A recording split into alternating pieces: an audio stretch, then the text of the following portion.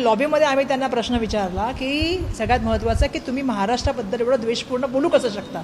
दुसरं तुम्ही पटक पटक्के मारेगे म्हणताय. आम्ही समोर तुमच्या उभे आहेत. कोणाला पटक पटक्के तुम्ही मारणार दाखवा तरी आम्हाला. आणि दुसरं आम्ही त्यांना सगळ्यात महत्त्वाचा प्रश्न विचारला की तुम्ही महाराष्ट्राबद्दल हे बेताल वक्तव्य करण्याचं बंद करा आणि जय महाराष्ट्र बोला. तुम्ही माफी मागा. मला सांगायला पाहिजे की ते आम्ही 3 महिला आणि त्याच्यानंतर आमच्याबरोबर जवळपास 10-12 पुरुष होते. ते बघून असे ते त्यांना वाटलं की काय चाललंय आणि काय नाही चाललंय. आणि जो आमचा जय महाराष्ट्राचा आवाज जो होता तो त्या पूर्ण परिसरामध्ये लॉबीमध्ये इतका घुमत होता. आणि बघून ते तिथून हो मी महाराष्ट्राचा आदर करतो, मी जातो जय महाराष्ट्र बोलून तिथून निघून गेले. मी पाय काढता घेतला. जय महाराष्ट्र म्हटलं का? हो म्हटलं जय महाराष्ट्र निघून गेले. मी त्यांना म्हटलं की अशा तऱ्हेने तुम्ही जे आहात ना सातत्याने सगळ्यांना आणि त्या पूर्ण परिसरामध्ये आम्ही इतका जय महाराष्ट्राचा गुणगुण केला.